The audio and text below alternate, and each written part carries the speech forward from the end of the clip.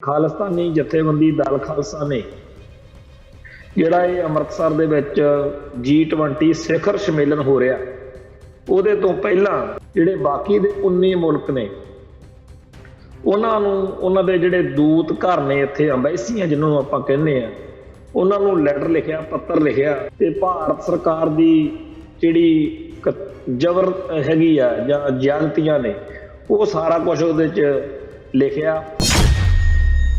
ਜਿਹੜੀਆਂ ਸਾਡੀਆਂ ਪੰਜਾਬ ਦੇ ਲੋਕਾਂ ਦੀਆਂ ਸਿੱਖਾਂ ਦੀਆਂ ਇੱਛਾਵਾਂ ਨੇ, ਸਿਆਸੀ ਇੱਛਾਵਾਂ, ਭਾਵਨਾਵਾਂ, ਇਹਦੇ ਬਾਰੇ ਸਾਰਾ ਕੁਝ ਲਿਖ ਕੇ ਦੱਸਿਆ ਗਿਆ ਕਿ ਕਿਵੇਂ ਅਸੀਂ ਕੌਮਾਂਤਰੀ ਭਾਈਚਾਰੇ ਵੱਲ ਦੇਖ ਰਹੇ ਹਾਂ। ਜਦੋਂ ਇਹ G20 ਵਾਲੇ ਜਿਹੜੇ ਹੈਗੇ ਆ ਮੁਲਕ, ਇਹਨਾਂ ਦੇ ਜਿਹੜੇ ਪ੍ਰਤੀਨਿਧ ਜਦੋਂ ਭਾਰਤ ਵਿੱਚ ਦਰਬਾਰ ਸਾਹਿਬ ਮੱਥਾ ਟੇਕਣ ਆਉਣਗੇ, ਇਹ ਮੰਗ ਕੀਤੀ ਆ ਵੀ ਸਾਨੂੰ ਉੱਥੇ ਟਾਈਮ ਦਿੱਤਾ ਜਾਵੇ, ਵਕਤ ਦਿੱਤਾ ਜਾਵੇ।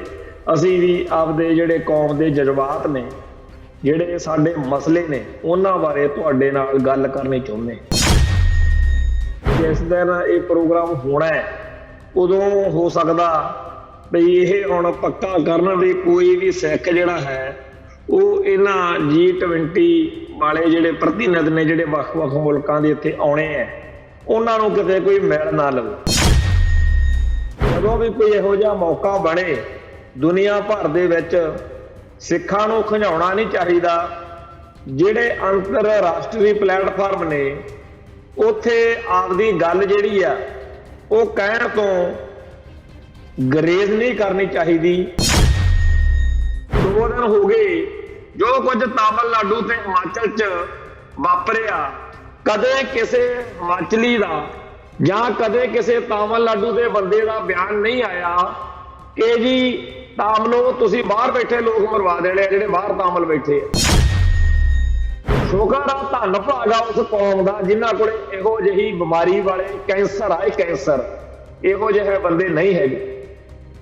ਸਾਡੇ ਇਹਨਾਂ ਲੋਕਾਂ ਨੇ ਸਾਡੀ ਜਾਨ ਖਾਧੀ ਪਈ, ਨਾ ਤੁਰਨਾ, ਇੱਕ ਕਦਮ ਨਹੀਂ ਤੁਰਨ ਦਿੰਦੇ ਕਿਸੇ। ਕੋਈ ਵੀ ਪੰਥ ਤੇ ਪੰਜਾਬ ਲਈ ਜਦੋਂ ਤੁਰਨਾ ਚਾਹੁੰਦਾ, ਉਹਦੇ ਲੱਤ ਪੈਰ ਫੜ ਕੇ ਉਹਨੂੰ ਸੰਗਲ ਪਾ ਕੇ ਪੈਰਾਂ 'ਚ ਸੁੱਟ ਦਿੰਦੇ ਆ ਦੁਸ਼ਮਣ ਦੇ। ਉਹਨੂੰ ਕਹਿੰਦੇ ਆ ਜੋ ਇਹਦੇ ਨਾਲ ਮਰਜ਼ੀ ਕਰ ਲਾ, ਪਰ ਅਸੀਂ ਇਹਦੇ ਨਾਲ ਨਹੀਂ।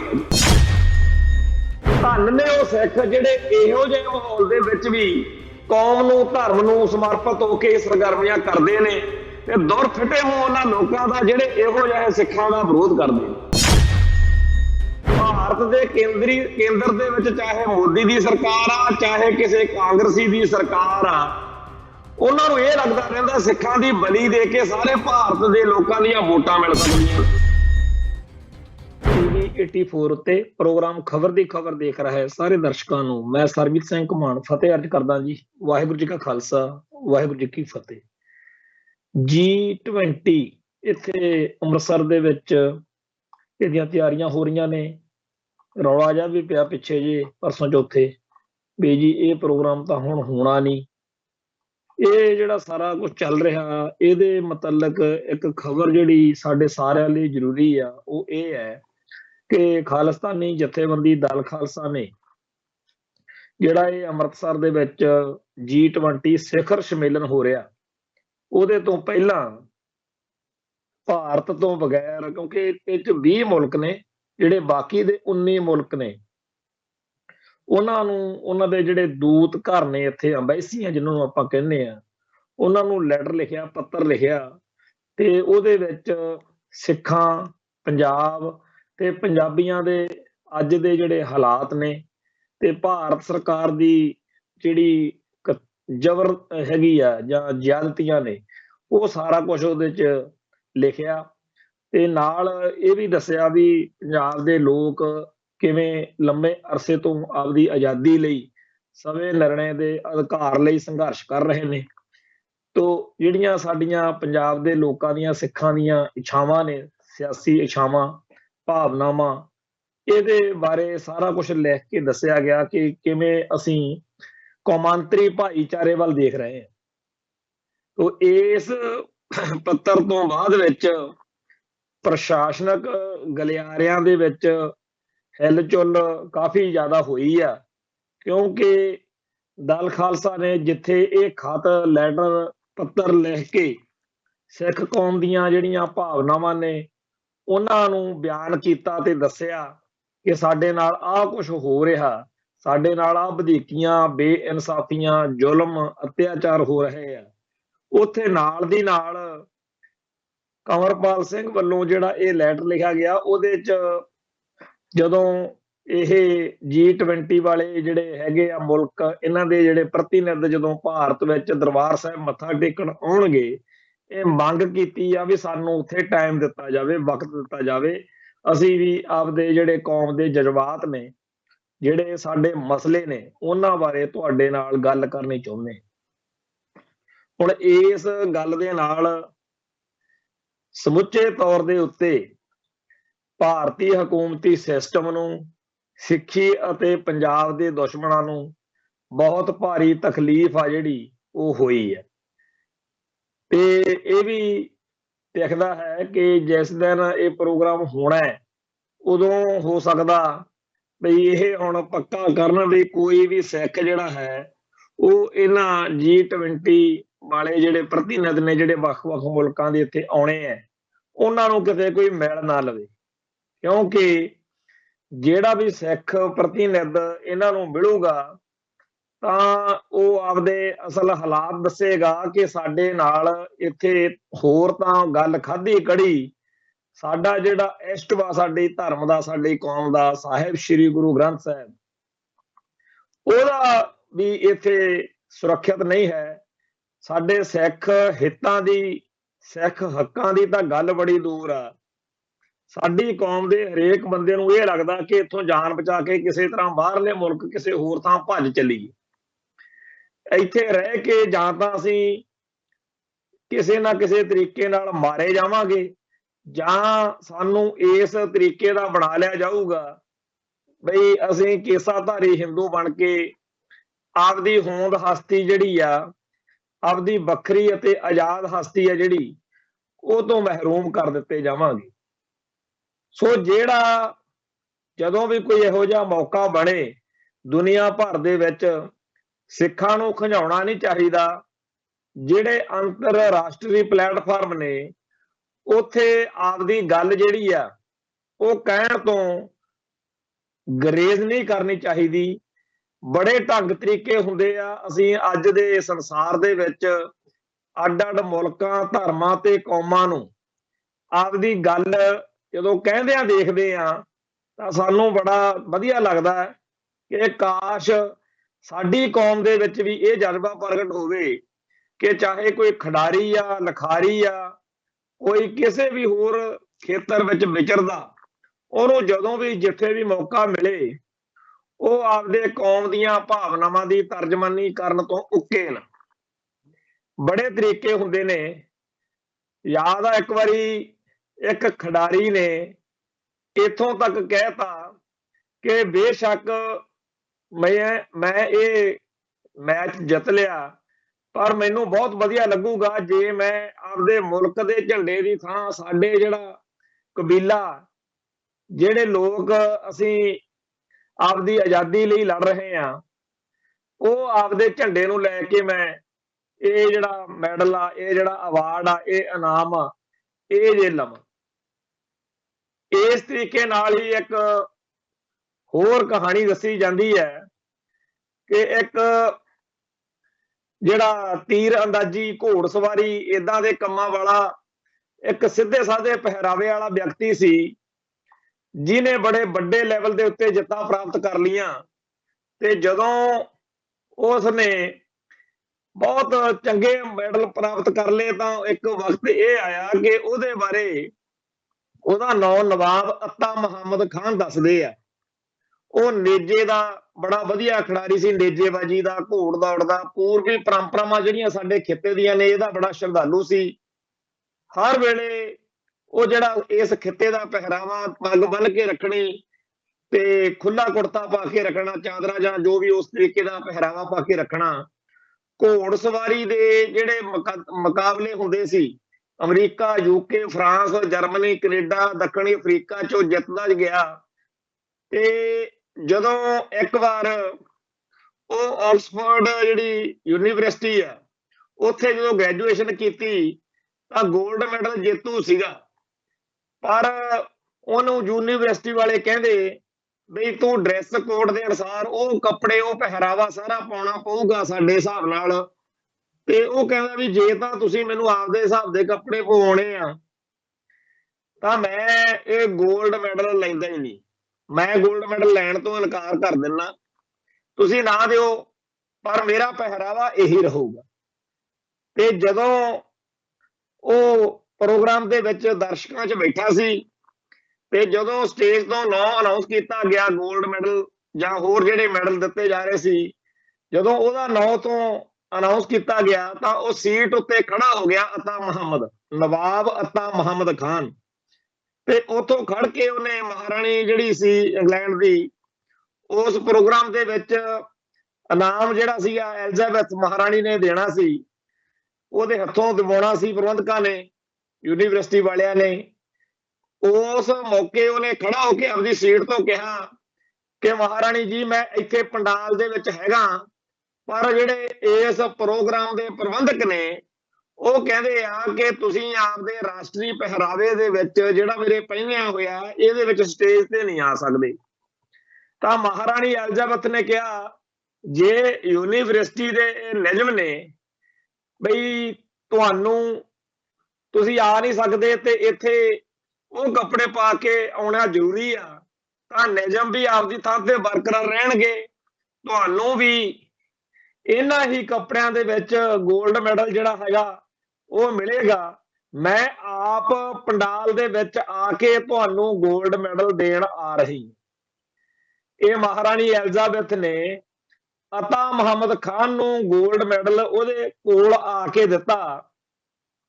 ਕਿਉਂ ਦਿੱਤਾ? ਕਿਉਂਕਿ ਉਹਦੇ ਹੱਕ ਵਿੱਚ ਸਾਰੀ ਜਿੰਨੀ ਉੱਥੇ ਜਨਤਾ ਸੰਗਤ ਲੋਕ ਸੀ ਉਹ ਖੜੇ ਸੀ ਕਿ ਇਹ ਬਿਲਕੁਲ ਸਹੀ ਕਰ ਰਿਹਾ। ਸੋ ਆਪਦੇ ਸੱਭਿਆਚਾਰ ਨੂੰ, ਆਪਦੇ ਹੱਕਾਂ ਨੂੰ, ਆਪਦੇ ਲੋਕਾਂ ਦੀ ਭਾਵਨਾ ਨੂੰ ਪਿਆਰ ਕਰਨਾ ਇਹ ਇੱਕ ਬੜੀ ਵੱਡੀ ਗੱਲ ਹੁੰਦੀ ਆ। ਆਪਦੀ ਪਛਾਣ ਉੱਤੇ ਮਾਣ ਕਰਨਾ। ਇੱਥੇ ਬੜੇ ਲੋਕ ਨੇ ਜਿਹੜੇ ਸਕਿੰਟ ਲਾਉਂਦੇ ਨੇ ਕਿ ਆਪਾਂ ਐ ਕਰ ਲਈਏ ਤੇ ਉਹ ਕਰ ਲਈਏ। ਜਿਹੜਾ ਵਿਚਾਲੜਾ ਰਾਹ ਦੱਸਣ ਵਾਲੇ, ਖਾਸ ਤੌਰ ਦੇ ਉੱਤੇ ਉਹ ਲੋਕ ਜਿਹੜੇ ਹਰ ਮੌਕੇ ਸਿੱਖਾਂ ਨੂੰ ਡਰਾਈ ਰੱਖਦੇ ਆ ਕਿ ਜੇ ਆਪਾਂ ਆਪਦੀ ਹੋਂਦ-ਹਸਤੀ ਤੇ ਅੜੇ ਰਹੇ ਫਿਰ ਆਪਾਂ ਨੂੰ ਲੋਕ ਕੱਟੜਵਾਦੀ ਕਹਿਣਗੇ। ਮਤਲਬ ਕਿ ਆਪਦੀ ਸਿੱਖੀ ਤਿਆਗ ਦਿਓ, ਸਿੱਖ ਪਹਿਰਾਵਾ ਤਿਆਗ ਦਿਓ, ਸਿੱਖ ਬੋਲੀ ਤਿਆਗ ਦਿਓ, ਫਿਰ ਤਾਂ ਬੜੇ ਵਧੀਆ। ਪਰ ਜੇਕਰ ਆਪਾਂ ਆਪਦੀ ਬੋਲੀ ਤੇ, ਆਪਦੇ ਧਰਮ ਉੱਤੇ, ਆਪਦੇ ਹੱਕਾਂ ਉੱਤੇ ਡਟੇ ਰਹੇ ਫਿਰ ਆਪਣਾ ਕੰਮ ਖਰਾਬ ਹੋ ਜਾਊਗਾ। ਹੁਣ ਆ ਦੋ ਘਟਨਾਵਾਂ ਵਾਪਰੀਆਂ ਨੇ, ਆਪਾਂ ਕੱਲ ਵੀ ਗੱਲ ਕੀਤੀ ਹਿਮਾਚਲ ਦੀ ਤੇ ਤਾਮਿਲਨਾਡੂ ਦੇ ਵਿੱਚ। ਉੱਥੇ ਲੋਕਾਂ ਨੇ, ਆਮ ਤਾਮਲਾਂ ਨੇ ਹਿੰਦੀ ਬੋਲੀ ਬੋਲਣ ਵਾਲਿਆਂ ਖਿਲਾਫ ਜਿਹਾਦ ਕੀਤਾ, ਬਿਲਕੁਲ ਪੀਸਫੁਲ ਤਰੀਕੇ ਨਾਲ। ਉੱਥੇ ਉਹਨਾਂ ਨੇ ਕਿਹਾ ਕਿ ਸਾਡੇ ਉੱਤੇ ਹਿੰਦੀ ਨਾ ਥੋਪੀ ਜਾਵੇ, ਹਿੰਦੀ ਬੋਲੀ ਬੋਲਣ ਵਾਲੇ ਇੱਥੋਂ ਚਲੇ ਜਾਣ, ਸਾਨੂੰ ਸਾਡੀ ਬੋਲੀ ਲਈ ਇਹ ਲੋਕ ਖਤਰਾ ਬਣਦੇ ਦਿਖ ਰਹੇ ਨੇ। ਤੇ ਉਹਨਾਂ ਨੇ ਬੜੇ ਵੱਡੇ ਪੱਧਰ ਦੇ ਉੱਤੇ ਤਾਮਿਲ ਲੋਕਾਂ ਨੇ ਜੋ ਕੁਝ ਕੀਤਾ ਉਹਦੇ ਨਤੀਜੇ ਵਜੋਂ ਦੱਸਦੇ ਆ ਕਿ ਬਹੁਤ ਵੱਡੀ ਗਿਣਤੀ 'ਚ ਜਿਹੜੇ ਹਿੰਦੀ ਬੋਲੀ ਬੋਲਣ ਵਾਲੇ ਹੋਰਨਾਂ ਸੂਬਿਆਂ ਦੇ ਲੋਕ ਸੀ ਉਹ ਤਾਮਿਲਨਾਡੂ ਛੱਡ ਕੇ ਭੱਜ ਰਹੇ ਆ। ਹੁਣ ਜਿਹੜੇ ਉੱਥੋਂ ਦੇ ਚੰਗੇ ਭਲੇ ਲੋਕ ਨੇ ਉਹਨਾਂ 'ਚੋਂ ਕੋਈ ਲੇਰਾ ਨਹੀਂ ਮਾਰਦਾ ਫਿਰਦਾ ਜਿਵੇਂ ਆਪਣੇ ਕਰਦੇ ਹੁੰਦੇ ਆ। ਆਪਣੇ ਇੱਥੇ ਅਕਸਰ ਹੀ ਤੁਸੀਂ ਦੇਖਦੇ ਹੋ ਜਦੋਂ ਵੀ ਕੋਈ ਸਿੱਖ ਆਪਦੇ ਹੱਕ ਲਈ, ਇਨਸਾਫ ਲਈ ਸੰਘਰਸ਼ ਕਰਨ, ਚਾਹੇ ਕੋਈ ਇਕੱਲਾ ਬੰਦਾ ਹੋਵੇ, ਚਾਹੇ ਕੋਈ ਜਥੇਬੰਦੀ ਜਾਂ ਧਿਰ ਹੋਵੇ, ਉਦੋਂ ਹੀ ਕੁਝ ਲੋਕ ਜਿਨ੍ਹਾਂ ਦੇ ਪੱਗਾਂ ਵੀ ਬੜੀਆਂ ਵਧੀਆ ਬੰਨੀਆਂ ਹੁੰਦੀਆਂ ਨੇ, ਬਾਣੀ ਵੀ ਬੜੀ ਕੰਠ ਆ, ਕਈ ਕਾਮਰੇਡ ਟਾਈਪ ਨੇ, ਕਈ ਕਾਮਰੇਡ ਲੱਗਦੇ ਨੇ, ਪਰ ਉਹ ਕਹਿੰਦੇ ਅਸੀਂ ਸਿੱਖ ਹਾਂ ਤੇ ਕਈ ਸਿੱਖ ਵੀ ਨੇ, ਉਹ ਦਹਾਈਆਂ ਜਿਹੀਆਂ ਦੇਣ ਲੱਗ ਜਾਂਦੇ ਆ ਕਿ ਮਾਹੌਲ ਖਰਾਬ ਹੋ ਜਾਊਗਾ ਤੇ ਤੁਸੀਂ ਬਾਹਰ ਬੈਠੇ ਲੋਕ ਜਿਹੜੇ ਆ ਪੰਜਾਬ ਤੋਂ ਉਹਨਾਂ ਨੂੰ ਮਰਵਾ ਦੇਣਾ। ਇਹ ਜਿਹੜੀ ਰਾਮ ਕਥਾ, ਇਹ ਰੰਡੀ ਰੋਣਾ ਪਿਛਲੇ 25-30 ਸਾਲ ਤੋਂ ਲਗਾਤਾਰ ਚੱਲ ਰਿਹਾ। ਇਦੋਂ ਪਹਿਲਾਂ ਨਹੀਂ ਸੀ ਹੁੰਦਾ, ਇਦੋਂ ਪਹਿਲਾਂ ਗੱਲ ਉਲਟ ਸੀ। ਇਹ ਜਿਹੜੇ ਲੋਕ ਨੇ ਹਮੇਸ਼ਾ ਹੀ ਪੰਥ ਅਤੇ ਪੰਜਾਬ ਲਈ ਲੜਨ ਵਾਲਿਆਂ ਦੇ ਪੈਰਾਂ ਦੇ ਵਿੱਚ ਸੰਗਲ ਪਾ ਕੇ ਰੱਖਦੇ ਆ ਕਿ ਤੁਸੀਂ ਮਾਹੌਲ ਖਰਾਬ ਕਰ ਦੇਣਾ ਤੇ ਤੁਸੀਂ ਬਾਹਰ ਬੈਠੇ ਲੋਕ ਮਰਵਾ ਦੇਣੇ। ਹੁਣ ਇਹਨਾਂ ਲੋਕਾਂ ਦੀ ਜ਼ੁਬਾਨ ਨਹੀਂ ਖੁੱਲੀ। ਆ 2 ਦਿਨ ਹੋ ਗਏ ਜੋ ਕੁਝ ਤਾਮਿਲਨਾਡੂ ਤੇ ਹਿਮਾਚਲ 'ਚ ਵਾਪਰਿਆ, ਕਦੇ ਕਿਸੇ ਹਿਮਾਚਲੀ ਦਾ ਜਾਂ ਕਦੇ ਕਿਸੇ ਤਾਮਿਲਨਾਡੂ ਦੇ ਬੰਦੇ ਦਾ ਬਿਆਨ ਨਹੀਂ ਆਇਆ ਕਿ ਜੀ ਤਾਮਿਲੋ ਤੁਸੀਂ ਬਾਹਰ ਬੈਠੇ ਲੋਕ ਮਰਵਾ ਦੇਣੇ ਆ, ਜਿਹੜੇ ਬਾਹਰ ਤਾਮਿਲ ਬੈਠੇ ਆ।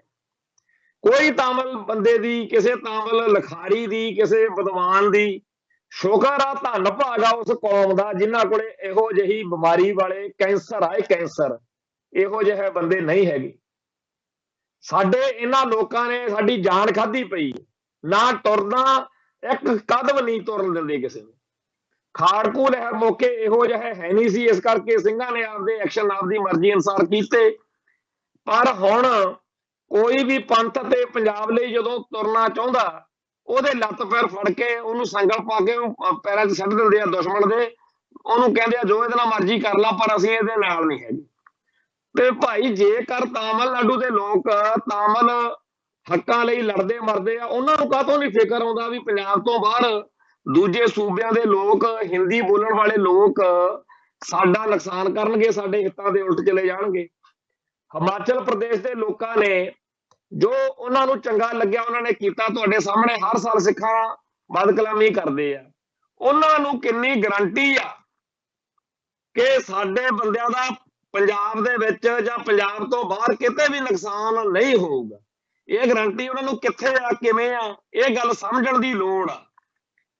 ਹਿਮਾਚਲ, ਤਾਮਿਲ ਜਾਂ ਹੋਰ ਕੋਈ ਵੀ ਭਾਰਤੀ ਸੂਬੇ ਦੇ ਵਿੱਚ ਜਿਹੜੇ ਲੋਕ ਵੱਸਦੇ ਆ, ਕਿਸੇ ਵੀ ਧਰਮ ਨੂੰ, ਬੋਲੀ ਨੂੰ, ਸਿਵਲਾਈਜੇਸ਼ਨ, ਸੱਭਿਆਚਾਰ ਨੂੰ ਰਿਪਰੈਜ਼ੈਂਟ ਕਰਦੇ ਹੋਣ, ਪਿਆਰ ਕਰਦੇ ਹੋਣ, ਉਹਨਾਂ ਸਾਰਿਆਂ ਨੂੰ ਇਹ ਪਤਾ ਆ ਕਿ ਭਾਰਤ ਦਾ ਜਿਹੜਾ ਕੇਂਦਰੀ ਢਾਂਚਾ ਆ, ਜਿਵੇਂ ਹੁਣ ਮੋਦੀ ਸਰਕਾਰ ਆ, ਕਦੇ ਕਾਂਗਰਸ ਹੁੰਦੀ ਸੀ, ਇੰਦਰਾ ਹੁੰਦੀ ਸੀ, ਕਦੇ ਰਾਜੀਵ ਹੁੰਦਾ, ਉਹ ਕਦੇ ਨਹੀਂ ਚਾਹੂਗਾ ਕਿ ਤਾਮਿਲਾਂ ਦਾ ਭਾਰਤ ਵਿੱਚ ਕਤਲੇਆਮ ਹੋਵੇ ਜਾਂ ਨੁਕਸਾਨ ਹੋਵੇ।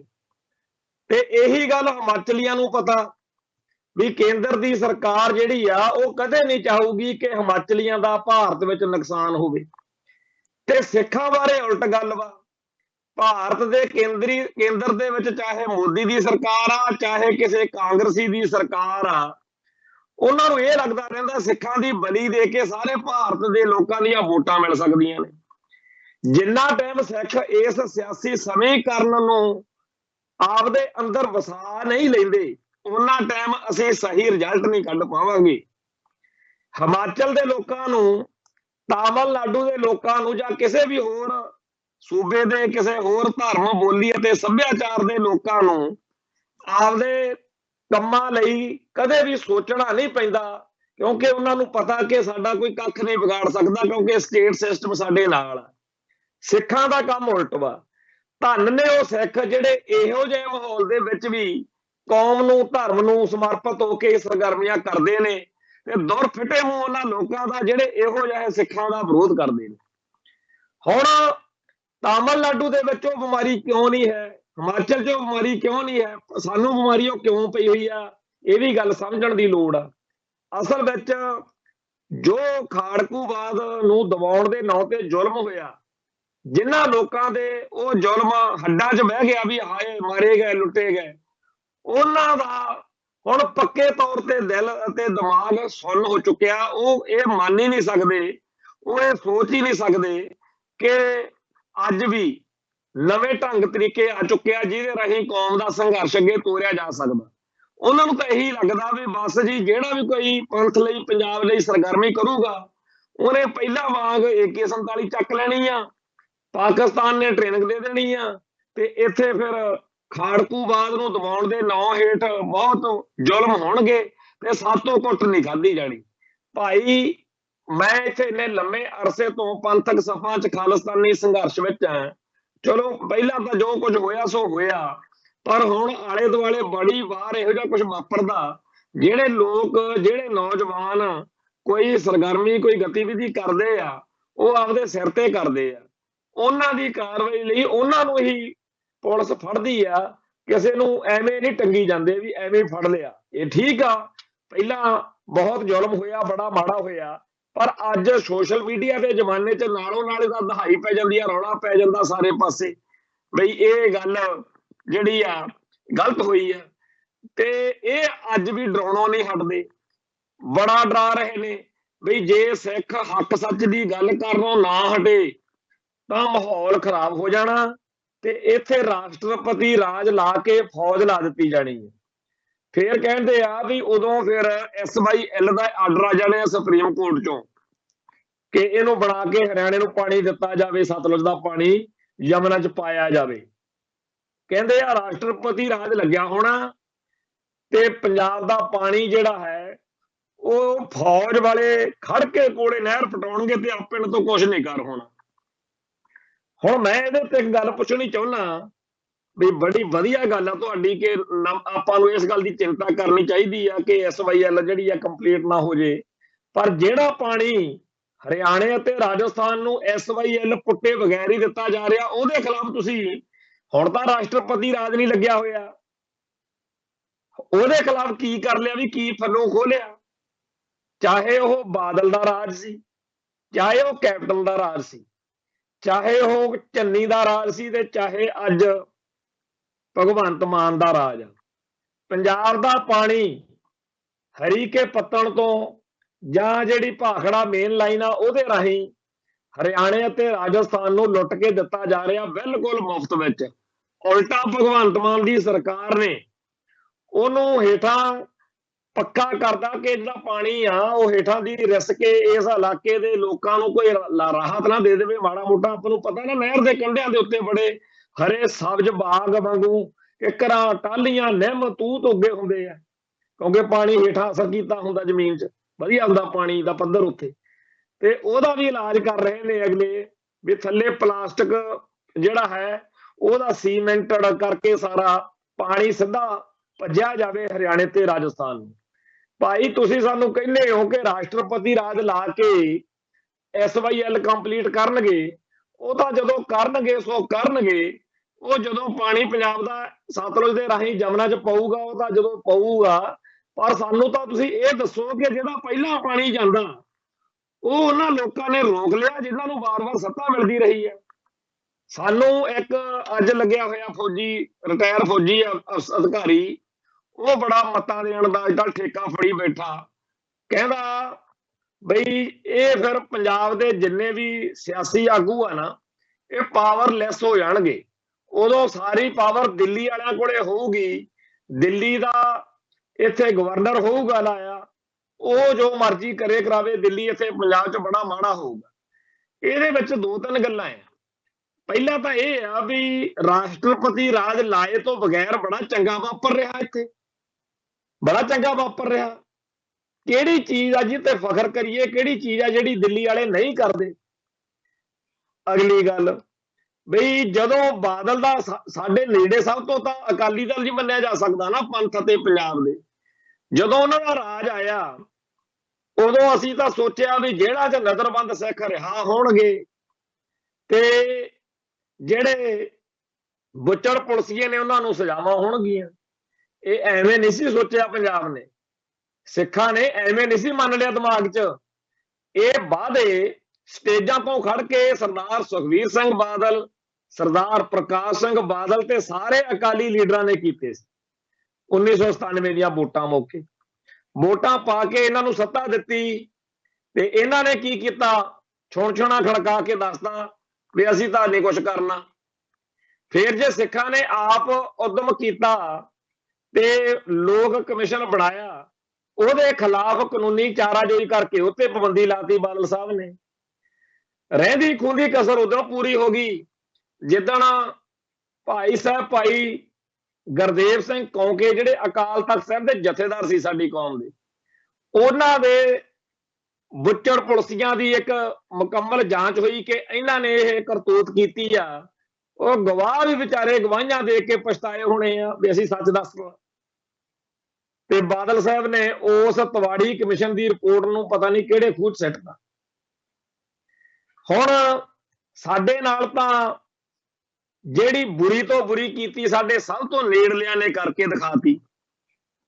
ਨਿਰੰਕਾਰੀ ਕਾਂਡ ਤਾਂ ਚਲੋ ਪਹਿਲਾਂ ਦੀ ਗੱਲ ਆ, ਆ ਜਿਹੜਾ ਡੇਰੇ ਸਰਸੇ ਵਾਲੇ, ਡੇਰੇ ਭਨਿਆਰੇ ਵਾਲੇ, ਡੇਰੇ ਨੂਰ ਮਹਿਲ ਵਾਲੇ ਤੇ ਡੇਰਾ ਆ ਜਿਹੜਾ ਇੱਥੇ ਹੈਗਾ ਬਿਆਸ ਵਾਲਾ ਤੇ ਡੇਰਾ ਕੂਕਿਆਂ ਦਾ, ਇਹਨਾਂ ਸਾਰੇ ਡੇਰਿਆਂ ਨੇ, ਅਖੌਤੀ ਸਾਧ ਬਾਬਿਆਂ ਨੇ ਸਿੱਖੀ ਦੀਆਂ ਜਿਵੇਂ ਜੜ੍ਹਾਂ ਵੱਢੀਆਂ ਨੇ ਬਾਦਲ ਦੇ ਰਾਜ ਵਿੱਚ, ਜਿਵੇਂ ਆਸ਼ੂਤੋਸ਼ ਦਾ ਪ੍ਰੋਗਰਾਮ ਕਰਾਉਣ ਦੀ ਜਿੱਦ ਫੜ ਕੇ ਲੁਧਿਆਣੇ ਗੋਲੀ ਚਲਾਈ ਤੇ ਸਾਡਾ ਭਾਈ ਦਰਸ਼ਨ ਸਿੰਘ ਲਹਾਰਾ ਮੇਰੀਆਂ ਅੱਖਾਂ ਦੇ ਸਾਹਮਣੇ ਸ਼ਹੀਦ ਹੋਇਆ। ਅਸੀਂ ਉੱਥੇ ਗੋਲੀ ਜੋ ਚੱਲੀ ਆ ਅੰਧਾ ਧੁੰਦ ਉੱਥੇ ਰਹੇ ਆ, ਵਿੱਚ ਸਾਡੇ ਨਾਲ ਦੇ ਬੰਦੇ ਫੱਟੜ ਹੋਏ ਆ, ਉਹਨਾਂ ਨੂੰ ਚੱਕ ਕੇ ਹਸਪੀਟਲ ਲੈ ਕੇ ਗਏ ਆ।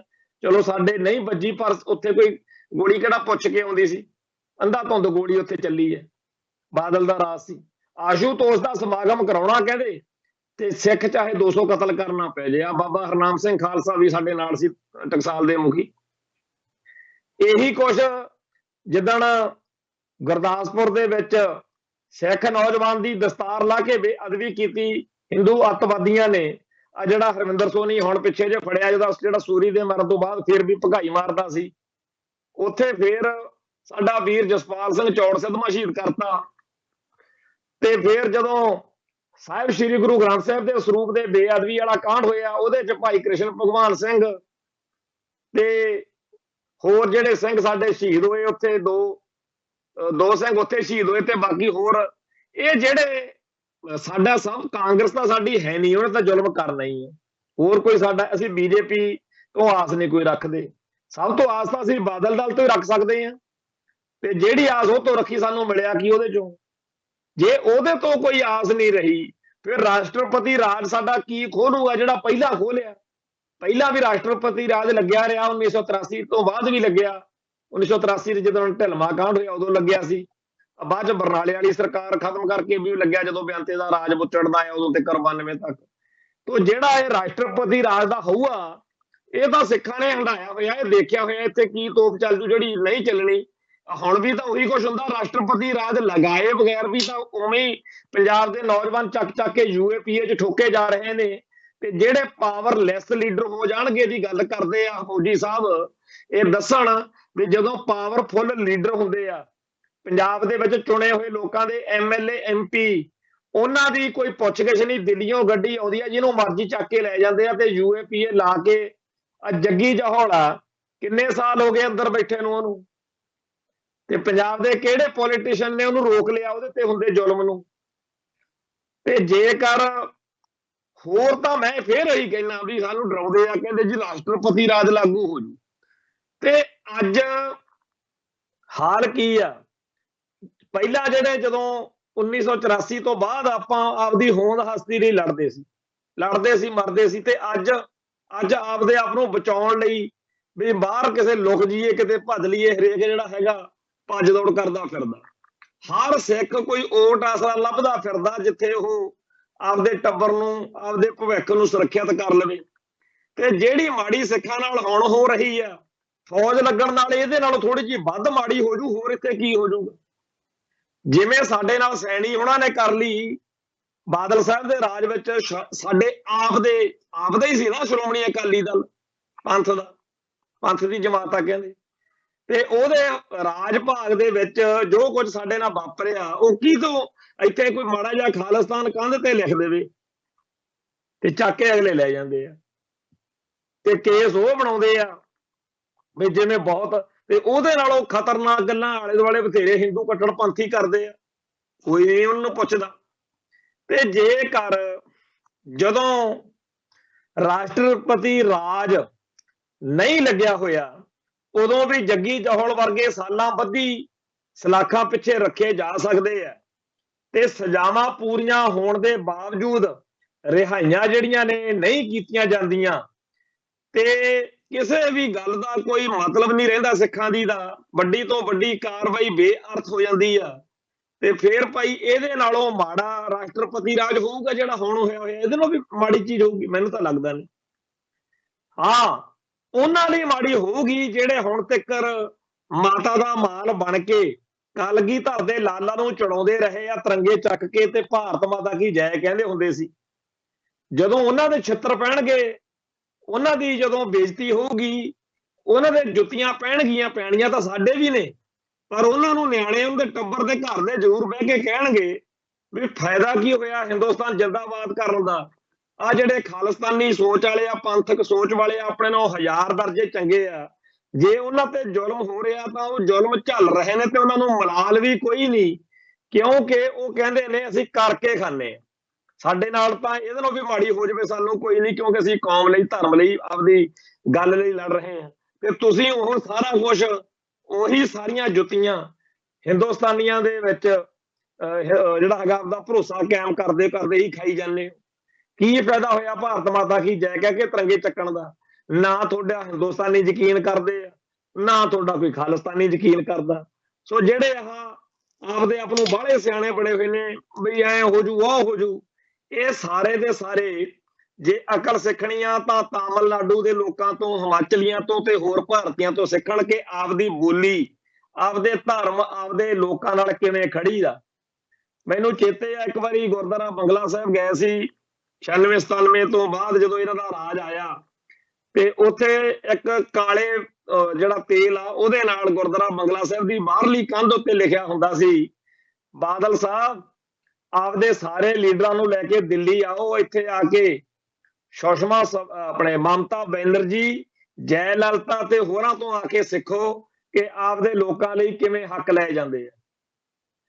ਉਹਨਾਂ ਦਾ ਭਾਵ ਇਹ ਸੀ ਕਿ ਉਦੋਂ ਜਦੋਂ ਥੋੜੇ ਦਿਨਾਂ ਵਾਲੀ ਸਰਕਾਰ ਬਣੀ ਤਾਂ ਅਗਲਿਆਂ ਨੇ ਕਿਹਾ ਕਿ ਸਾਨੂੰ ਆਹ ਕੁਝ ਦਿਓਗੇ ਤਾਂ ਠੀਕ ਆ, ਨਹੀਂ ਸਾਨੂੰ ਕੋਈ ਇੱਥੇ ਕੀ ਸੀ, ਜੇ ਕਿਤੇ ਉਦੋਂ ਬਾਦਲ ਸਾਹਿਬ ਜਿਹੜੀ ਉਹ ਸਰਕਾਰ ਵਾਜਪਾਈ ਵਾਲੀ ਬਣੀ, ਉਹਨਾਂ ਨੂੰ ਲੋੜ ਸੀ ਐਮਪੀਜ਼ ਦੀ, ਇੱਕ ਇੱਕ ਐਮਪੀ ਦੀ ਕਦਰ ਪਈ ਆ ਉਦੋਂ। ਇਹ ਇੰਨੀ ਗੱਲ ਹੀ ਕਹਿ ਦਿੰਦੇ ਕਿ ਨਾ ਸਾਡੀ ਬੀਬੀ ਹਰਸਿਮਰਤ ਨੂੰ, ਨਾ ਸੁਖਬੀਰ ਬਾਦਲ ਨੂੰ, ਨਾ ਕਿਸੇ ਹੋਰ ਨੂੰ ਕੋਈ ਮੰਤਰੀ ਦਾ ਅਹੁਦਾ ਦਿਓ, ਬਸ ਇੱਕ ਗੱਲ ਕਰ ਦਿਓ ਬਈ ਜਿਹੜੇ ਜੇਲ੍ਹਾਂ 'ਚ ਨਜ਼ਰਬੰਦ ਸਿੰਘ ਆ ਉਹ ਛੱਡ ਦਿਓ, ਕਾਲੀ ਸੂਚੀ ਬੰਦ ਕਰ ਦਿਓ, ਤੇ ਜਿਹੜੇ ਸਾਡੇ ਜੇਲ੍ਹਾਂ ਦੇ ਵਿੱਚ ਨਜ਼ਰਬੰਦ ਕਰਨ ਵਾਲੇ ਬੁੱਚੜ ਪੁਲਿਸ ਜੇ ਨੇ ਉਹਨਾਂ ਨੂੰ ਸਜ਼ਾਵਾਂ ਦੇ ਦਿਓ। ਇਸ ਗੱਲ ਦੇ ਵਿੱਚ ਅੱਜ ਪੰਥ ਜਿਹੜਾ ਸੀਗਾ ਨਾ, ਉਹ ਇੱਕ ਇਹੋ ਜਿਹੀ ਸਥਿਤੀ ਵਿੱਚ ਹੁੰਦਾ ਕਿ ਕਦੇ ਵੀ ਇੱਥੇ ਆਮ ਆਦਮੀ ਪਾਰਟੀ ਦਾ ਜਨਮ ਨਹੀਂ ਸੀ ਹੋਣਾ। ਲੋਕਾਂ ਨੇ ਕਹਿਣਾ ਸੀਗਾ ਕੇਜਰੀਵਾਲ ਜੀ ਸਾਡੇ ਕੋਲੇ ਸਾਡੇ ਆਪਦੇ ਆਗੂ ਹੈਗੇ, ਨੀਲੀਆਂ ਪੱਗਾਂ ਬੰਨ੍ਹਦੇ ਆ, ਬੇਸ਼ੱਕ ਉਹਨਾਂ 'ਚ ਕਈ ਸਿਆਸੀ ਤੌਰ ਤੇ ਕਮਜ਼ੋਰੀਆਂ ਘਾਟਾਂ ਨੇ, ਉਹ ਇਸ ਸਿਸਟਮ ਦੇ ਵਿੱਚ ਹੋਣ ਕਰਕੇ ਅਸੀਂ ਉਹਨਾਂ ਨੂੰ ਜਰ ਲਵਾਂਗੇ, ਪਰ ਸਾਡੇ ਕੋਲੇ ਆਪਦੀ ਜਮਾਤ ਸ਼੍ਰੋਮਣੀ ਅਕਾਲੀ ਦਲ ਹੈ। ਤੇ ਪਰ ਇਹਨਾਂ ਨੇ ਕੀਤਾ ਕੀ, ਇਹ ਕਹਿੰਦੇ ਜੀ ਆ ਹੁਣ ਤਾਂ ਸਾਰੀਆਂ ਗੱਲਾਂ ਲੱਗੀਆਂ ਹੋ ਗਈਆਂ, ਨਾ ਇਹਨਾਂ ਨੂੰ ਜੇਲ੍ਹਾਂ 'ਚ ਨਜ਼ਰਬੰਦ ਸਿੱਖਾਂ ਦਾ ਕੋਈ ਦੁੱਖ, ਨਾ ਇਹਨਾਂ ਨੂੰ ਕੋਈ ਕਾਲੀ ਸੂਚੀ ਵਿੱਚ ਸਿੱਖਾਂ ਦੇ ਪੈਣ ਦਾ ਦੁੱਖ, ਨਾ ਇਹਨਾਂ ਨੂੰ ਇਸ ਗੱਲ ਦਾ ਕੋਈ ਕਿ ਆਪਾਂ ਬੁੱਚੜ ਪੁਲਸਿਆਂ ਨੂੰ, ਇਹਨਾਂ ਨੇ ਤਾਂ ਇਜ਼ਹਾਰ ਆਲਮ ਵਰਗੇ, ਸੈਣੀ ਵਰਗੇ ਆਪਦੀ ਹਿੱਕ ਦਾ ਬਾਲ ਬਣਾ ਲਏ। ਤੇ ਕਿੱਧਰ ਜਾਈਏ? ਸੋ ਸਿਆਸੀ ਤੌਰ ਦੇ ਉੱਤੇ ਬਾਦਲ ਕਿਆਂ ਨਾਲੋਂ ਨੇੜੇ ਸਿੱਖਾਂ ਦੇ ਕੋਈ ਨਹੀਂ ਹੋ ਸਕਦਾ, ਸ਼੍ਰੋਮਣੀ ਅਕਾਲੀ ਦਲ। ਤੇ ਜੋ ਕੁਝ ਸਾਡੇ ਨਾਲ ਉਹ ਕਰ ਚੁੱਕੇ ਆ, ਉਹਦੇ ਨਾਲੋਂ ਜ਼ਿਆਦਾ ਤਾਂ ਕੋਈ ਸਾਡਾ ਨੁਕਸਾਨ ਨਹੀਂ ਨਾ ਕਰ ਦੇਊਗਾ ਰਾਸ਼ਟਰਪਤੀ ਰਾਜ। ਸੋ ਰਾਸ਼ਟਰਪਤੀ ਰਾਜ ਦਾ ਹਊਆ ਦਿਖਾ ਕੇ ਸਿੱਖਾਂ ਨੂੰ ਡਰਾਉਣਾ ਤੇ ਕਹਿਣਾ ਕਿ ਜੀ ਇੱਥੇ ਪਤਾ ਨਹੀਂ ਕੀ ਬੰਬ ਚੱਲ ਜਾਣਾ, ਕੁਛ ਨਹੀਂ ਉੱਥੇ ਹੋਣ ਲੱਗਿਆ, ਜੋ ਕੁਝ ਪਹਿਲਾਂ ਭੁਗਤ ਰਹੇ ਆ ਇਹਦੇ ਨਾਲੋਂ ਮਾੜਾ ਕੁਛ ਨਹੀਂ ਵਾਪਰਨ ਲੱਗਿਆ। ਪਰ ਸਾਨੂੰ ਸਾਰਿਆਂ ਨੂੰ ਇਹ ਆਪਦੇ ਹੱਕ ਦੀ ਗੱਲ ਕਰਨੋਂ ਰੁਕਣਾ ਨਹੀਂ ਚਾਹੀਦਾ, ਬਿਲਕੁਲ ਨਹੀਂ ਰੁਕਣਾ ਚਾਹੀਦਾ। ਯਾਦ ਕਰੋ ਬਈ ਜਿਵੇਂ ਪਹਿਲਾਂ ਆਪਾਂ ਜਦੋਂ ਸਾਡੇ ਬਜ਼ੁਰਗ ਜਿਹੜੇ ਸੀ ਉਹ ਪੰਜਾਬੀ ਸੂਬੇ ਲਈ ਲੜਦੇ ਸੀ, ਉਹਨਾਂ ਨੇ ਕਦੇ ਨਹੀਂ ਸੀ ਸੋਚਿਆ ਵੀ ਦਿੱਲੀ ਬੈਠੇ ਜਾਂ ਪੰਜਾਬ ਤੋਂ ਪਰਾਂ ਬੈਠੇ, ਕਿਉਂਕਿ ਉਦੋਂ ਹਰਿਆਣਾ ਵੀ ਪੰਜਾਬ 'ਚ ਸੀ, ਵੀ ਉਹਨਾਂ ਦਾ ਔਖਾ ਹੋ ਜੂ, ਬੰਬੇ ਬੈਠੇ ਸਿੱਖਾਂ ਦਾ ਔਖਾ ਹੋ ਜੂ, ਬਿਲਕੁਲ ਨਹੀਂ ਸੀ ਕਦੇ ਸੋਚਿਆ। ਸ਼੍ਰੋਮਣੀ ਅਕਾਲੀ ਦਲ ਅਤੇ ਹੋਰ ਉਸ ਵੇਲੇ ਦੇ ਸਿੱਖਾਂ ਨੇ ਡਟ ਕੇ ਲੜਾਈ ਲੜੀ ਤੇ ਕੁਛ ਨਾ ਕੁਛ ਪ੍ਰਾਪਤੀ ਵੀ ਲੈ ਲਈ, ਬੇਸ਼ੱਕ ਪੂਰੀ ਗੱਲ ਤਾਂ ਨਹੀਂ ਬਣੀ ਪਰ ਕੁਛ ਨਾ ਕੁਛ ਲੈ ਬੈਠੇ। ਤੇ ਅੱਜ ਸਾਨੂੰ ਇਸੇ ਗੱਲ ਨੇ ਡਰਾਇਆ ਪਿਆ ਹੁੰਦਾ ਕਿ ਕਿਤੇ ਸਾਡੇ ਪੈਰੋਂ, ਸਾਡੇ ਕਰਕੇ ਕਿਸੇ ਦਾ ਨੁਕਸਾਨ ਨਾ ਹੋ ਜਾਵੇ। ਹੁਣ ਜਿਹੜਾ ਇੱਥੇ ਸਟਾਲਨ ਆ, ਉੱਥੇ ਤਾਮਿਲਨਾਡੂ ਦਾ MK ਸਟਾਲਨ ਮੁੱਖ ਮੰਤਰੀ, ਉਹਨੇ ਪ੍ਰਧਾਨ ਮੰਤਰੀ ਨੂੰ ਬੜਾ ਸਲੀਕੇ ਨਾਲ ਕਹਿਤਾ ਕਿ ਸਾਡੇ ਉੱਤੇ ਹਿੰਦੀ ਨਾ ਥੋਪੀ ਜਾਵੇ, ਜਿਹੜਾ ਸਾਡੇ ਉੱਤੇ ਹਿੰਦੀ ਥੋਪੋਗੇ ਉਹਦੇ ਨਾਲ ਕੰਮ ਖਰਾਬ ਹੋਊਗਾ। ਸਾਡੇ ਲੋਕ ਇੱਥੇ ਆਪਦੀ ਧਾਵਲ ਬੋਲੀ ਨੂੰ ਰੱਜ ਕੇ ਪਿਆਰ ਕਰਦੇ ਆ ਤੇ ਅਸੀਂ ਆਪਦੇ ਲੋਕਾਂ ਦੇ ਹਿੱਤਾਂ ਦੇ ਉਲਟ ਨਹੀਂ ਜਾ ਸਕਦੇ। ਕੇਰਲ ਦੇ ਮੁੱਖ ਮੰਤਰੀ ਨੇ ਵੀ ਇਹੀ ਕਿਹਾ ਬਈ ਹਰ ਬੋਲੀ ਦਾ ਸਨਮਾਨ ਹੋਣਾ ਚਾਹੀਦਾ। ਸੱਚੀ ਗੱਲ ਤਾਂ ਇਹ ਆ ਕਿ ਸਾਰੇ ਭਾਰਤ ਦੇ ਵਿੱਚ ਹਿੰਦੀ ਥੋਪੀ ਜਾ ਰਹੀ ਹੈ। ਤੇ ਮੈਂ ਹੁਣੇ ਗੂਗਲ ਤੇ ਸਰਚ ਮਾਰ ਕੇ ਹਟਿਆ, ਤੁਸੀਂ ਵੀ ਮਾਰ ਲਓ, ਇਹ ਲਿਖ ਲਓ ਉੱਤੇ ਕਿ ਕੀ ਹਿੰਦੀ ਜਿਹੜੀ ਆ ਰਾਸ਼ਟਰ ਭਾਸ਼ਾ। ਤੇ ਉੱਥੇ ਲਿਖਿਆ ਹੋਇਆ ਆ ਜਾਂਦਾ ਵੀ ਰਾਸ਼ਟਰੀ ਰੂਸਟਰ ਭਾਸ਼ਾ ਕੋਈ ਨਹੀਂ ਹੈਗੀ। ਇਹ ਬਿਲਕੁਲ ਝੂਠ ਆ। ਕਿੰਨੇ ਸਾਲਾਂ ਤੋਂ ਇਹ ਭਕਾਈ ਮਾਰੀ ਜਾ ਰਹੀ ਆ ਕਿ ਜੀ ਹਿੰਦੀ ਰਾਸ਼ਟਰ ਭਾਸ਼ਾ, ਕੋਈ ਰਾਸ਼ਟਰੀ ਰੂਸਟਰੀ ਭਾਸ਼ਾ ਨਹੀਂ ਹੈਗੀ। ਤੇ ਇਸ ਕਰਕੇ ਜਿਹੜੇ ਲੋਕਾਂ ਨੂੰ, ਜਿਨ੍ਹਾਂ ਸੂਬਿਆਂ ਨੂੰ ਆਪਦੀ ਬੋਲੀ ਨਾਲ, ਆਪਦੇ ਧਰਮ ਨਾਲ, ਆਪਦੇ ਸੱਭਿਆਚਾਰ ਨਾਲ, ਆਪਦੇ ਲੋਕਾਂ ਦੇ ਹੱਕਾਂ ਤੇ ਹਿੱਤਾਂ ਨਾਲ ਪਿਆਰ ਆ, ਉਹਨਾਂ ਨੂੰ ਫਿਰ ਐਵੇਂ ਤਾਂ ਨਹੀਂ ਬਾਰ-ਬਾਰ ਅਗਲੇ ਸੱਤਾ ਦਿੰਦੇ। ਇੱਥੇ 10 ਸਾਲ ਹੋ ਗਏ, ਜਿਹੜੇ ਕਹਿੰਦੇ ਸੀ 25 ਸਾਲ ਸੱਤਾ ਮਾਣਾਂਗੇ ਸੁਖਬੀਰ ਵਰਗੇ, ਉਹਨਾਂ ਨੂੰ ਹੁਣ ਕਿਤੇ ਪੁੱਛਦਾ ਨਹੀਂ ਕੋਈ। ਜਦੋਂ ਆਪਦੇ ਲੋਕਾਂ ਦੇ ਖਿਲਾਫ ਖੜੇ ਰਹਿਣਾ, ਲੋਕਾਂ ਨੂੰ ਗੋਲੀਆਂ ਮਾਰਨੀਆਂ ਤੇ ਪੁਲਿਸ ਵਾਲਿਆਂ ਦਾ ਸਾਥ ਦੇਣਾ, ਫਿਰ ਇਹੀ ਕੁਝ ਹੋਣਾ। ਉਹ ਜਿਹੜਾ ਸਟਾਲਨ ਵਰਗੇ ਜਾਂ ਕੇਰਲ ਦੇ ਮੁੱਖ ਮੰਤਰੀ ਨੇ ਜਾਂ ਹੋਰਾਂ ਨੇ ਕਿਹਾ ਵੀ ਸਾਨੂੰ ਹਿੰਦੀ ਹੁੰਦੀ ਕੋਈ, ਉੱਥੇ ਕੋਈ ਢੱਡਰੀਆਂ ਵਾਲਾ ਵੀ ਹੈ ਨਹੀਂ, ਨੇਕੀ ਵਰਗੇ ਹੈ ਨਹੀਂ ਉਹਨਾਂ 'ਚ, ਜਿਹੜੇ ਹਰ ਵੇਲੇ ਚੀਕਾਂ ਮਾਰੀ ਜਾਣ ਕਿ ਹਿੰਸਾ ਹੋ ਗਈ, ਹਿੰਸਾ ਹੋ ਗਈ। ਆ ਹੋਈ ਉੱਥੇ ਹਿੰਸਾ, ਅਸੀਂ ਦੇਖਦੇ ਹਾਂ ਵੀਡੀਓਜ਼। ਹੁਣ ਇਸ ਵੇਲੇ ਜਿਹੜੀ ਸਭ ਤੋਂ ਵੱਡੀ ਲੋੜ ਆ ਉਹ ਇਹ ਆ ਬਈ ਉਹਨਾਂ ਤਾਮਿਲਨਾਡੂ ਜਾਂ ਹੋਰਨਾਂ ਇਲਾਕਿਆਂ ਚੋਂ ਜਿਹੜੇ ਇਹ ਹਿੰਦੀ ਬੋਲੀ ਬੋਲਣ ਵਾਲੇ ਲੋਕਾਂ ਦਾ ਹੜ੍ਹ ਵਾ, ਬਹੁਤ ਵੱਡਾ ਮਨੁੱਖੀ ਬੰਬ ਆ, ਇਹ ਪੰਜਾਬ ਵੱਲ ਨੂੰ ਤੋੜ ਦਿੱਤਾ ਗਿਆ। ਤੇ ਪੰਜਾਬ ਦੇ ਵਿੱਚ ਇੱਥੇ ਇਹ ਪੰਜਾਬ ਦੇ ਬੋਲੀ ਨੂੰ, ਧਰਮ ਨੂੰ, ਸੱਭਿਆਚਾਰ ਨੂੰ, ਖਾਸ ਤੌਰ ਤੇ ਪੰਜਾਬ ਦੀ ਆਰਥਿਕਤਾ ਨੂੰ, ਕਿਉਂਕਿ ਇਹ ਲੋਕਾਂ ਦਾ ਕੰਮ ਖੋਣਗੇ। ਤੇ ਇੱਥੇ ਇਸ ਗੱਲ ਦਾ ਕੋਈ ਇਲਾਜ ਲੱਭਣ ਦਾ ਪੰਜਾਬ ਸਰਕਾਰ ਦਾ ਕੋਈ ਹੈ ਇਹੋ ਜਿਹਾ ਸਿਸਟਮ? ਬਿਲਕੁਲ ਨਹੀਂ। ਤੇ ਪੰਜਾਬ ਸਰਕਾਰ ਤਾਂ ਪੰਜਾਬ ਦੇ ਲੋਕਾਂ ਦੇ ਹੱਕਾਂ ਦੀ ਰਾਖੀ ਕਰਨ ਵਿੱਚ ਅਯੋਗ ਤੇ ਅਸਫਲ ਸਿੱਧ ਹੋ ਹੀ ਰਹੀ ਆ। ਪਰ ਜੇ ਕਿਤੇ ਪੰਜਾਬ ਦੇ ਆਮ ਲੋਕ ਇਹਨਾਂ ਬਿਹਾਰੀਆਂ ਦੀ ਬੇਰੋਕ ਟੋਕ ਆਮਦ ਦੇ ਖਿਲਾਫ ਕੋਈ ਕਾਰਵਾਈ ਕਰਨ ਤਾਂ ਫਿਰ ਉਹ ਜਿਹੜਾ ਭਗਾਈ ਮਹਿਕਮਾ ਉਹਨੇ ਸ਼ੁਰੂ ਹੋ ਜਾਣਾ ਕਿ ਜੀ ਬਾਹਰ ਵਾਲੇ ਲੋਕਾਂ ਦਾ ਔਖਾ ਹੋ ਜੂ, ਜਿਹੜੇ ਯੂਪੀ ਬਿਹਾਰ 'ਚ ਪੰਜਾਬੀ ਵਸਦੇ ਆ ਉਹਨਾਂ ਨੂੰ ਔਖਾ ਹੋ ਜੂ। ਮਤਲਬ ਕਿ ਇੱਕ ਬਲੈਕਮੇਲਿੰਗ ਸਰਕਲ ਚੱਲ ਰਿਹਾ, ਜਿਹਦੇ ਵਿੱਚ ਪੰਥ ਅਤੇ ਪੰਜਾਬ ਦੇ ਹੱਕਾਂ ਤੇ ਹਿੱਤਾਂ ਦੇ ਲਈ ਸਰਗਰਮੀ ਕਰਨ ਵਾਲੇ ਹਰੇਕ ਬੰਦੇ ਨੂੰ ਡਰਾਇਆ ਜਾਂਦਾ, ਉਹਨੂੰ ਚੁੱਪ ਰਹਿਣ ਲਈ ਮਜਬੂਰ ਕੀਤਾ ਜਾਂਦਾ। ਤੇ ਦੂਜੇ ਪਾਸੇ ਸਾਡੇ ਕੋਲ ਜਦੋਂ ਵੀ ਕੋਈ ਮੌਕਾ ਆਉਂਦਾ ਉਹਨੂੰ ਅਸੀਂ ਗਵਾ ਬੈਠੇ ਆ। ਤਾਂ ਮੈਂ ਫੇਰ ਜਿਹੜੀ ਸ਼ੁਰੂ 'ਚ ਬੇਨਤੀ ਕੀਤੀ ਸੀ ਉਹ ਫੇਰ ਕਰਦਾ ਕਿ ਦਲ ਖਾਲਸਾ ਨੇ ਜਿਵੇਂ G20 ਦੇਸ਼ਾਂ ਦੇ ਅੰਬੈਸੀਆਂ ਨੂੰ ਲੈਟਰ ਲਿਖਿਆ, ਉਵੇਂ ਹੀ ਹੋਰ ਜਿਹੜੇ ਸਾਡੀਆਂ ਇੱਥੇ ਸ਼੍ਰੋਮਣੀ ਗੁਰਦੁਆਰਾ ਪ੍ਰਬੰਧਕ ਕਮੇਟੀ ਜਾਂ ਹੋਰ ਧਿਰਾਂ ਨੇ, ਉਹਨਾਂ ਨੂੰ ਵੀ ਇਸ ਮੌਕੇ ਉੱਤੇ ਇਹਨਾਂ G20 ਮੁਲਕਾਂ ਦੇ ਨੁਮਾਇੰਦਿਆਂ ਨੂੰ ਟਾਈਮ ਮੰਗਣਾ ਚਾਹੀਦਾ। ਪਹਿਲੀ ਗੱਲ ਤਾਂ ਇਹ ਆ ਕਿ ਸ਼੍ਰੋਮਣੀ ਕਮੇਟੀ ਨੂੰ ਖੁਦ ਚਾਹੀਦਾ ਕਿ ਇੱਕ ਲੰਚ ਜਾਂ ਡਿਨਰ ਦਾ ਇੰਤਜ਼ਾਮ ਜਿਹੜਾ ਹੈਗਾ ਉਹ ਕਰ ਲੈਣ ਤੇ ਉੱਥੇ ਨਾਲੇ ਗੱਲ ਕਰ ਲੈਣ ਇਹਨਾਂ ਨਾਲ ਵੀ ਭਾਈ ਇੱਕ ਲਿਖਤੀ ਤੌਰ ਤੇ ਦੇਣਾ ਹੁੰਦਾ, ਗੱਲ ਕੀ ਕਰਨੀ ਆ ਵੀ ਆਹ ਕੋ ਸਾਡੇ ਨਾਲ ਇੰਡੀਆ 'ਚ ਹੋ ਰਿਹਾ। ਸਾਡੀ ਆਇਡੈਂਟੀਟੀ ਕ੍ਰਾਈਸਿਸ, ਸਾਡੀ ਹੋਂਦ ਹਸਤੀ ਨੂੰ ਖਤਰਾ, ਤੇ ਸਾਡੀ ਬਾਂਹ ਫੜੋ, ਆਪੋ ਆਪਦੇ ਢੰਗ ਤਰੀਕਿਆਂ ਨਾਲ ਜਿਵੇਂ ਵੀ ਹੋ ਸਕਦਾ ਸਾਡੇ ਜਿਹੜੇ ਲੋਕ ਤੁਹਾਡੇ ਮੁਲਕਾਂ 'ਚ ਆਉਂਦੇ ਆ ਉਹਨਾਂ ਬਾਰੇ ਸਹੀ ਸਾਰਥਕ ਸੋਚ ਰੱਖਿਆ ਕਰੋ, ਕਿਉਂਕਿ ਪਤਾ ਨਹੀਂ ਕਦੋਂ ਕੀ ਸਾਡੇ ਨਾਲ ਵਾਪਰ ਜਾਵੇ।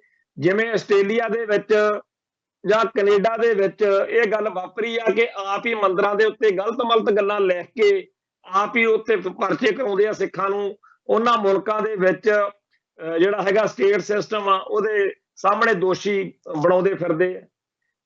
ਸੋ ਅੱਜ ਦੇ ਇਸ ਪ੍ਰੋਗਰਾਮ ਦਾ ਸਾਡਾ ਮੁੱਖ ਮੰਤਵ ਇਹੀ ਹੈ ਕਿ ਭਾਈ ਜਦੋਂ ਵੀ ਜਿੱਥੇ ਵੀ ਕਿਸੇ ਸਿੱਖ ਨੂੰ ਮੌਕਾ ਮਿਲਦਾ ਉਹ ਸਿੱਖ ਕੌਮ ਦਾ ਆਪਦੇ ਆਪ ਨੂੰ ਦੂਤ ਸਮਝਿਆ ਕਰੇ ਤੇ ਕਦੇ ਵੀ ਇਹ ਗੱਲ ਨਾ ਸੋਚੇ ਕਿ ਮੈਨੂੰ ਇਹਦੀ ਕੀਮਤ ਦੇਣੀ ਪਊਗੀ। ਜੇਕਰ ਆਪਣੇ ਘਰ ਪਰਿਵਾਰ ਦੇ ਹੱਕਾਂ ਲਈ ਆਪਾਂ ਲੜਦੇ ਹਾਂ ਤਾਂ ਕੌਮ ਦੇ ਹੱਕਾਂ ਲਈ ਵੀ ਲੜਨ ਦਾ ਜਿਗਰਾ ਕਰਿਆ ਕਰੀਏ, ਹਿੰਮਤ ਕਰਿਆ ਕਰੀਏ ਤੇ ਉਸ ਲਾਣੇ ਤੋਂ ਬਚੀਏ ਜਿਹੜਾ ਸਾਡੇ ਪੈਰਾਂ ਨੂੰ ਬੰਨ ਕੇ, ਹੱਥਾਂ ਨੂੰ ਬੰਨ ਕੇ ਕਿ ਹਾਏ ਮਾਹੌਲ ਖਰਾਬ ਹੋ ਜੂ, ਹਾਏ ਜੀ ਐ ਹੋ ਜੂ, ਹਿੰਸਾ ਹੋ ਜੂ, ਇਹ ਸਾਰੀਆਂ ਗੱਲਾਂ ਤੋਂ ਬਚ ਕੇ ਅੱਗੇ ਵਧੀਏ। ਇਹੀ ਅੱਜ ਦੇ ਪ੍ਰੋਗਰਾਮ ਦਾ ਸਾਡਾ ਵਿਸ਼ਾ। ਤੋ ਇੱਥੇ ਸਮਾਪਤੀ ਕਰਦੇ ਹਾਂ, ਕੱਲ ਫਿਰ ਮਿਲਾਂਗੇ। ਨਾਨਕ ਨਾਮ ਚੜ੍ਹਦੀ ਕਲਾ, ਤੇਰੇ ਭਾਣੇ ਸਰਬੱਤ ਦਾ ਭਲਾ। ਵਾਹਿਗੁਰੂ ਜੀ ਕਾ ਖਾਲਸਾ, ਵਾਹਿਗੁਰੂ ਜੀ ਕੀ ਫਤਿਹ।